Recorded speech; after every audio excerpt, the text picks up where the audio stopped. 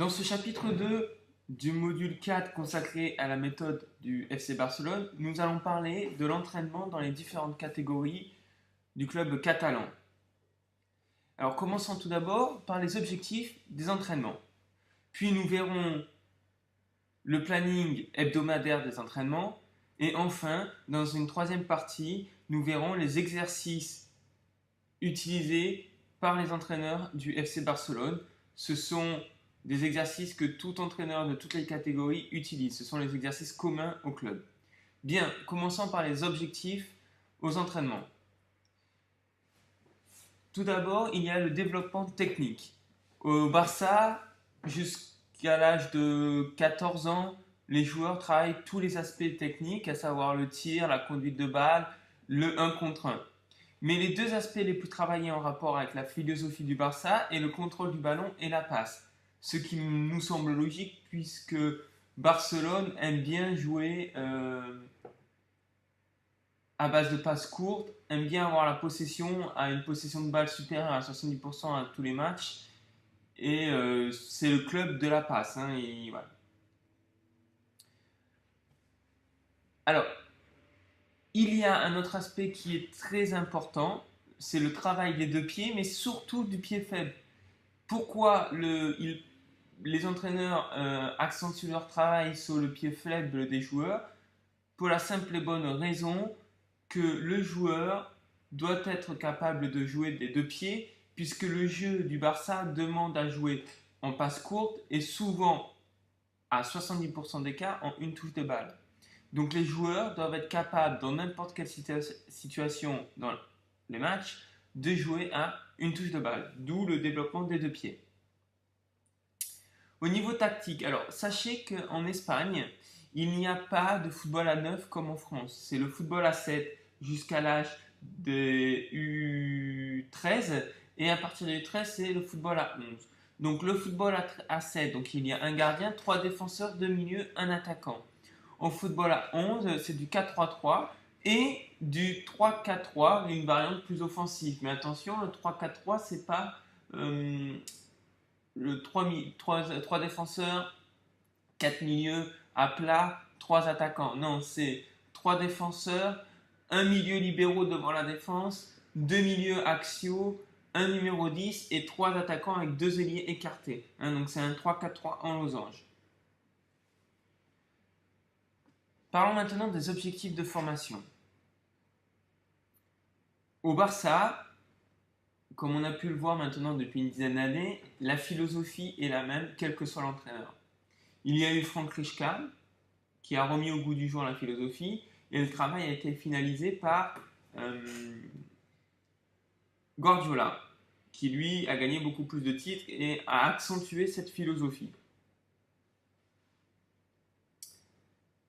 Donc, ce qui est important, c'est la philosophie. D'ailleurs, cette année, on a vu Guardiola changer pas mal de fois de système tactique pendant le match ou même avant de débuter un match. Il est souvent passé des 4-3-3 au 3-4-3. Il y a certains matchs où moi j'ai vu l'équipe jouer en 4-4-1-1 avec Messi derrière l'attaquant. Il y a eu plusieurs schémas tactiques. Mais le plus important au Barça, ce n'est pas le système de jeu. Le plus important, c'est le style de jeu, c'est la philosophie. C'est-à-dire que les joueurs doivent être capables de jouer le même football, que ce soit en 4-4-2, en 4-5-1, en 3-4-3, en 4-3-3 ou en 3-5-2.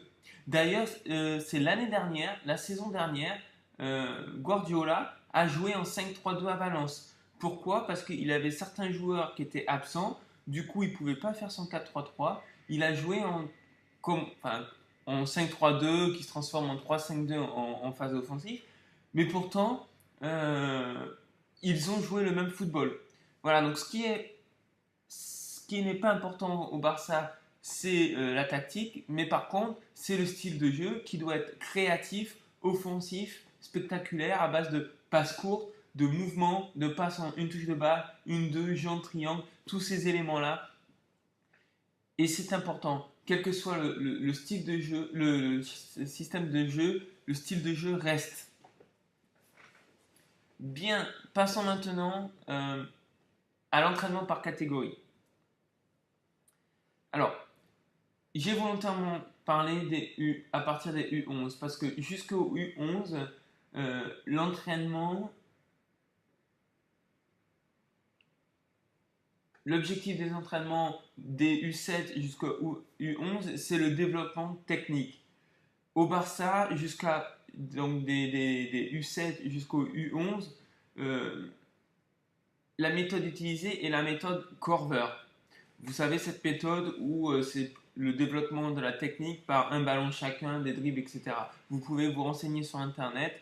D'ailleurs, je vous la conseille, cette méthode, si, elle peut être utilisée pour toutes les catégories d'âge et c'est une très bonne méthode. Moi, je l'utilise, cette méthode, souvent dans les exercices d'échauffement parce que c'est souvent des exercices de un ballon chacun, réalisation de gestes techniques ou de 1 contre 1, etc., etc. Donc moi j'utilise souvent cette méthode dans les échauffements, je trouve ça très bien, mais c'est une méthode avec laquelle j'ai travaillé, surtout avec des poussins. À l'époque c'était des poussins, donc je crois que maintenant c'est les U11, hein. C'est une très, très très bonne technique. Donc des U11 jusqu'au U13, la séance type, elle se structure de cette manière. Il y a un petit travail physique, puis on va sur du travail technique, en troisième partie un travail tactique et on finit par des matchs. Bien, voyons maintenant ce qui est considéré comme travail physique au Barça de la catégorie U11 à U13. Ben, c'est tout simplement du travail d'équilibre, de latéralité, d'orientation, de coordination, de jeu de vitesse. Alors ça peut être par exemple des sauts dans le cerceau, sauts de haie, déplacements latéraux entre des barres. Ça peut être un jeu de vitesse, deux joueurs côte à côte au signal, ils accélèrent sur 10 mètres, ou alors l'entraîneur annonce une couleur, ils doivent d'abord aller toucher la couleur, puis sprinter jusqu'au point final, etc., etc. Le travail technique, tous les éléments sont travaillés, le contrôle, la passe, le tir au but, conduite de balle, jeu de tête, dribble, tous les éléments sont mis en avant, mais les deux plus importants, comme on l'a vu, c'est le contrôle et la passe, hein. Au niveau du travail tactique, quels exercices sont proposés dans cette catégorie? Alors, les rondos. Les rondos, j'ai gardé le mot espagnol parce que moi j'aime bien, mais c'est tout simplement des taureaux, hein. C'est du 4 contre 2, du 5 contre 3, etc. Des jeux de position. Alors, qu'appelle-t-on des jeux de position? Alors, à la base, le jeu de position, c'est un terme hollandais. En anglais, c'est positional game. Qu'est-ce que c'est? En fait, un jeu de position, c'est un jeu réduit qui est à la fois un jeu de conservation, mais qui va se rapprocher du match. C'est-à-dire que les joueurs vont jouer à leur poste, dans un espace réduit, mais l'objectif, ça va être la conservation du ballon. On va voir un peu, vous allez voir ce qu'est un jeu de position plus tard dans la vidéo. Mais voilà, c'est les joueurs sont mis à leur poste dans un espace réduit, dans un 7 contre 7 ou un 5 contre 5 ou un 6 contre 6, vous allez voir. Et c'est un jeu de conservation de balle. Il y a aussi des combinaisons technico-tactiques. Vous savez, c'est ce jeu à 3 qui finit par un centre ou un tir au but, hein. On verra ça tout à l'heure aussi. Et enfin, la quatrième partie des séances, ce sont des matchs. Alors ça peut être un match entre deux équipes, un tournoi entre trois équipes ou des jeux réduits.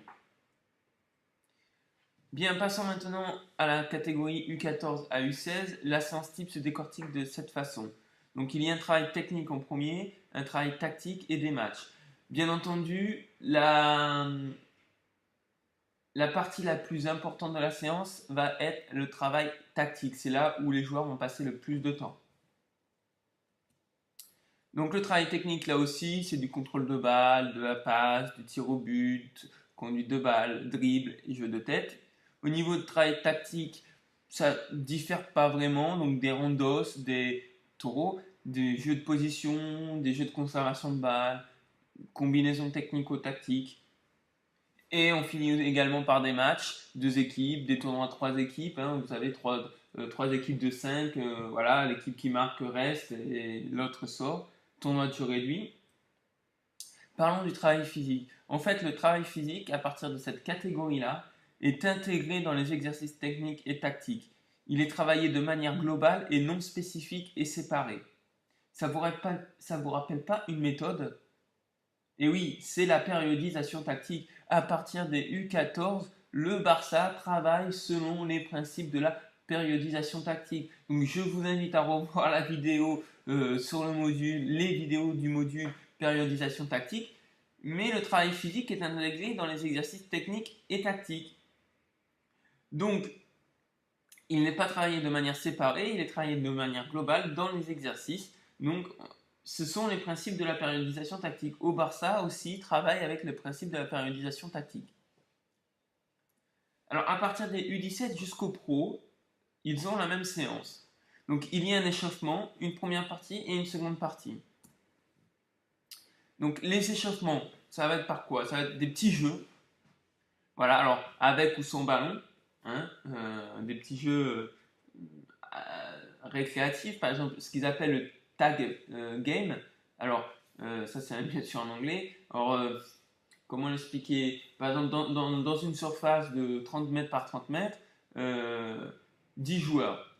8 joueurs avec un ballon qui conduisent le ballon et 2 joueurs à l'extérieur. Au signal, les 2 joueurs rentrent et doivent chasser les ballons à l'extérieur et le dernier qui reste avec le ballon est le gagnant. Voilà, c'est des petits jeux récréatifs mais qui permettent l'échauffement.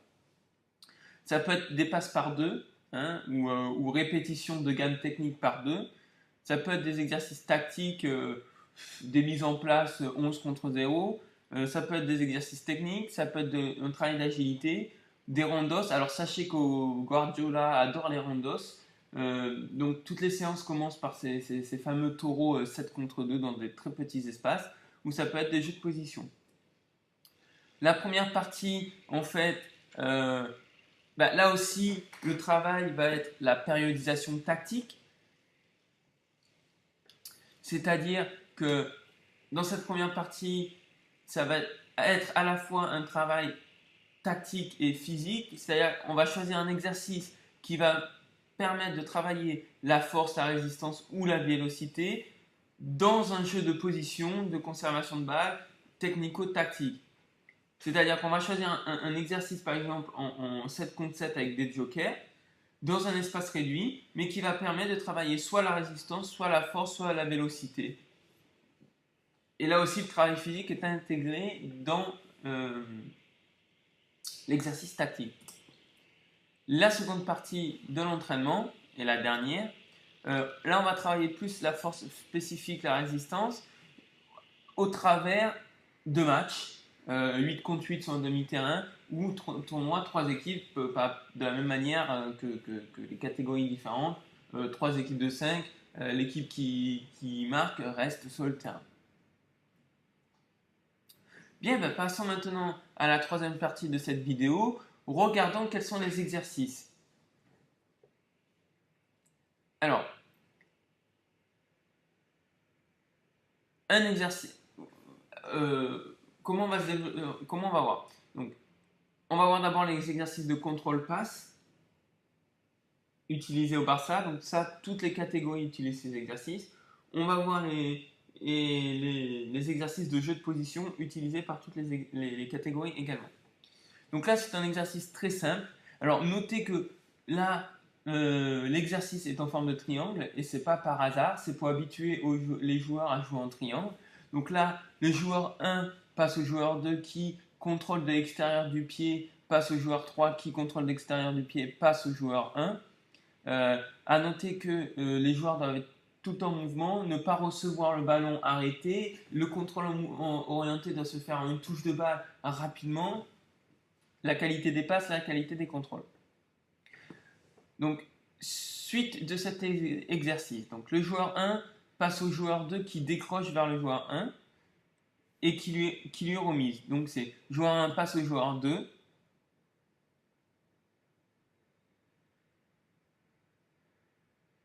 Le joueur 2 remise au joueur 1 qui remet dans la course du joueur 2 et le joueur 2 donne dans la course du joueur 3 qui appelle le ballon.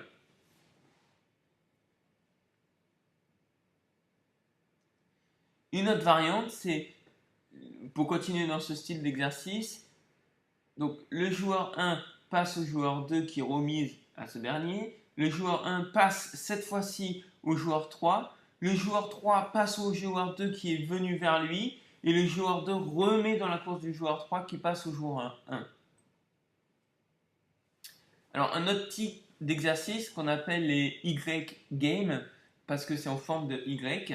Donc le joueur 1 passe au joueur 2, donc 2 remises sur 1 passe à 4 qui en une touche de balle passe à 2, et 2 effectue un 1-2 avec le joueur 4, et donc le joueur 4 après va à la place de 1. Un exercice plus complexe que personnellement je vous conseille de faire à partir des U15, U16, parce que c'est un peu plus complexe. Donc le joueur 1 passe au joueur 3 qui s'écarte pour être vu. Le joueur 3 passe au joueur 2 qui s'écarte pour se libérer. Voilà. Le joueur 2 passe au joueur 4 qui conduit le ballon jusqu'au 1. Alors parlons maintenant de ces fameux jeux de position. Alors, il y a des numéros, c'est pas par hasard. En fait, dans un espace de 35 mètres par 20 ou 40 par 20, les joueurs de côté vont jouer sur les côtés. Donc par exemple, le 5 et le 2 au Barça, ce sont les latéraux, ils sont sur le côté. Le 7 et le 11, ce sont les ailiers, ils sont sur le côté. Et les joueurs centraux vont jouer sur les lignes de fond. Par exemple, le 3 et le 4, ce sont les défenseurs centraux, ils vont jouer sur la ligne de fond, et le 9, c'est l'attaquant. Voilà.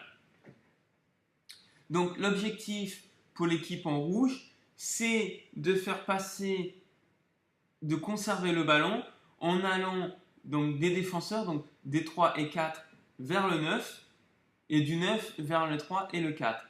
En passant, bien entendu, par les joueurs de côté, puisqu'ils jouent. Voilà.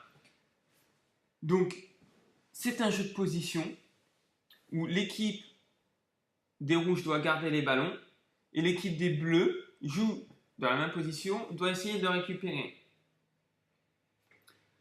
Bien entendu, il y a le 8 et le 10 et le 6, les milieux de terrain, qui sont à l'intérieur, au cœur du jeu, puisque c'est leur rôle. Si les bleus récupèrent le ballon,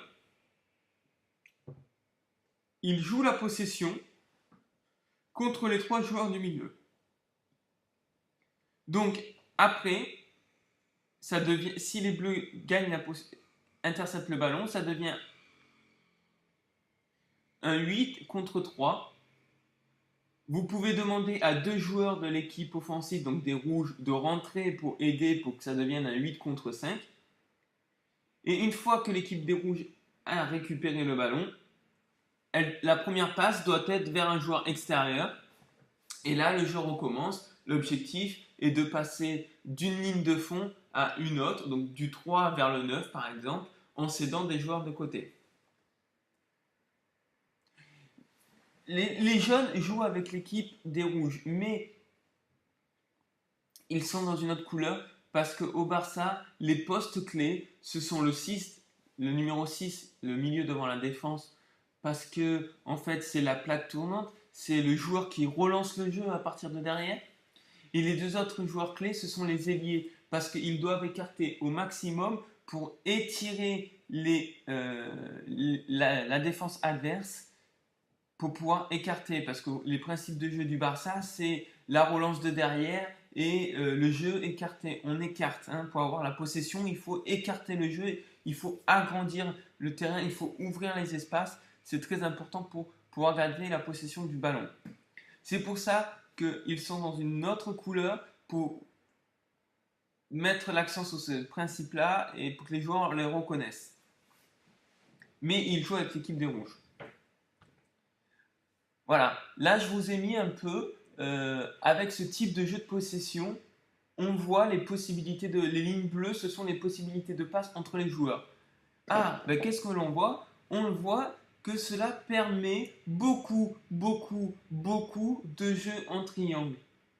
C'est ça l'avantage de ce type de jeu. On aura des principes du Barça tels que les 1-2 ou les jeux en triangle. Ce type de jeu, moi je le pratique depuis 2 saisons avec mes joueurs. Je peux vous le garantir, en un mois, ils progresseront. Si vous le faites à chaque entraînement, en un mois, ils vont progresser de manière spectaculaire dans la possession du ballon. Vous allez pouvoir voir des 1-2 entre vos joueurs, mais surtout du jeu en triangle. Regardez, il y a plein de jeux en triangle qui sont possibles si les joueurs se mettent si les joueurs du milieu se déplacent, parce que la clé ce sont les joueurs du milieu, hein, ils doivent se déplacer constamment. À chaque passe, ils doivent se remettre en mouvement et surtout être dans les intervalles entre deux joueurs pour être libres et pour pouvoir jouer des jeux en triangle. Voilà, mettez bien l'accent sur le jeu en triangle, parce que le jeu en triangle, c'est l'arme infaillible pour transpercer n'importe quelle défense. Aucune équipe ne peut défendre contre un jeu en triangle. C'est ce qui va permettre d'accélérer pour aller vers le but adverse. Un autre jeu de position, c'est le 11 contre 11, classique. Voilà. Alors, pour marquer, il faut passer dans le dos de la défense adverse pour un joueur qui appelle derrière la ligne noire. Alors, un autre jeu de position, c'est le 4 contre 4 plus 3 joueurs jaunes.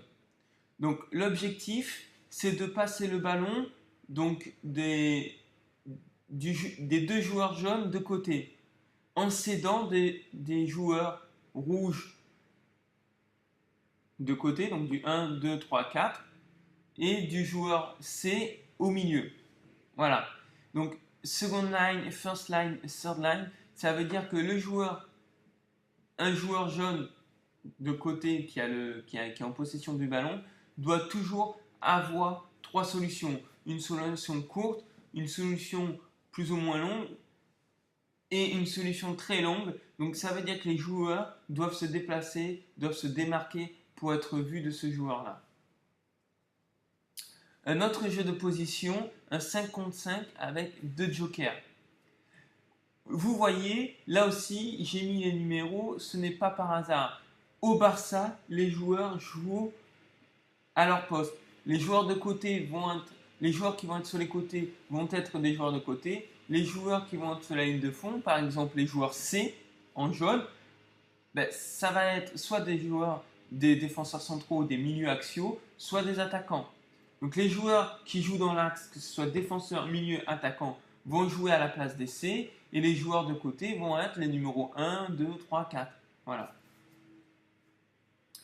De la même manière, un autre jeu de position, un 6 contre 6 avec deux jokers. De la même manière, les joueurs C en jaune vont être des milieux de terrain ou des défenseurs centraux ou des attaquants, le 10 ou le 9 par exemple, ou le 6 ou le 8, ou le 3 ou le 4.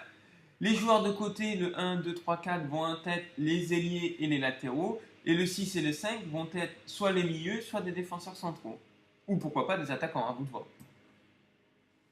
Alors, le fameux randos. Voilà le fameux randos utilisé au Barça dans toutes les catégories de jeunes.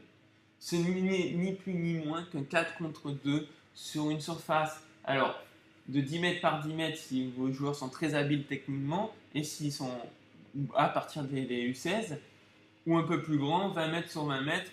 Voilà, après, les distances, ça vraiment à vous de les adapter par rapport à la qualité technique de vos joueurs et à la catégorie d'âge. Plus la catégorie va être petite, U11, U12, plus le terrain va être grand, bien entendu. Ça. Alors, à noter que il faut donner... les joueurs ne sont pas paires de couleurs. C'est-à-dire, là, ici, il y a deux rouges, deux blancs, deux bleus. Les rouges et les blancs vont jouer ensemble. Au bout d'une minute, vous allez intervertir et ce sera les rouges et les bleus qui vont jouer ensemble. Voilà, c'est pour forcer les joueurs à lever la tête, à reconnaître les couleurs et à leur mettre, une condition supplémentaire pour qu'ils réfléchissent et qu'ils lèvent la tête. Voici le type de combinaison offensive travaillée. Quand on parlait des combinaisons technico-tactiques, lorsque l'on a vu le travail par catégorie, je voulais dire ce genre d'exercice, du 11 contre 0, avec une combinaison définie par l'entraîneur. Voilà. Alors là, je vous laisse libre choix et libre créativité pour inventer vos combinaisons. Mais voilà, c'est du 11 contre 0. Sachez qu'à l'Ajax d'Amsterdam, les jeunes travaillent au moins une fois par semaine ce genre d'exercice. Donc du 1 contre 0, ça part du gardien. si vous n'avez qu'un demi-terrain, vous pouvez le faire sur le demi-terrain. Les défenseurs se mettent à la ligne médiane, hein, et le gardien envoie un long ballon au défenseur, et à partir de là, le 11 contre 0 démarre selon la combinaison que vous avez donnée à vos joueurs. Le système de jeu, donc 4-3-3. Là aussi, le 4-3-3 permet de nombreux jeux en triangle, comme on peut le voir. Et le 3-4-3, comme je vous le disais, en losange. Notez que les défenseurs 2 et 5 s'écartent au maximum quand l'équipe est en possession du ballon.